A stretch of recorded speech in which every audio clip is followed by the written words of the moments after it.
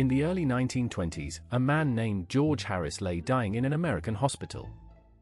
He was terminally ill, with no hope of recovery. But it was not the disease that worried him most. It was the debt. His medical bills had been piling up for months. He had a wife and children, and the thought of leaving them with nothing but unpaid debts was unbearable. He needed a solution. And he found one. From his hospital bed, George Harris composed an advertisement and submitted it to the local newspaper. The offer was simple: for $5, he would personally carry a sealed letter to the afterlife upon his death. For $15, he would take a small parcel. The advertisement ran in the classified section. Within days, it had been picked up by newspapers across the country. The story of the dying man offering a postal service to heaven became national news.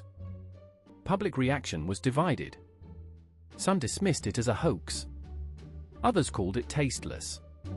But a surprisingly large number of people saw something else entirely: an opportunity to say goodbye. The letters began arriving immediately. Sealed envelopes addressed to deceased loved ones, care of George Harris. Each one contained words that had gone unsaid, sometimes for years or even decades. Daughters wrote to mothers who had passed away before they could reconcile.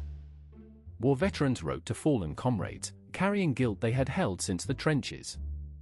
One man included a bottle of his father's favorite whiskey with strict instructions that it be placed in the coffin. The volume of mail became so large that the local post office had to allocate additional staff to process it. George Harris, from his hospital bed, had created what was effectively the most unusual mail order business in American history. The money solved everything. His medical bills were paid in full. His family was provided for. A dying man with no options had found a way to turn his final weeks into a viable business. When George Harris finally passed away, he was buried alongside hundreds of letters and parcels, every one of them sealed and unread. He had kept his promise. What makes this story remarkable is not the service itself. Everyone knew the letters could not truly be delivered. What George Harris was selling was not delivery. It was closure. He gave people permission to write the words they had been carrying inside, to fold them into an envelope, and to let go. It remains one of the most creative acts of entrepreneurship in recorded history.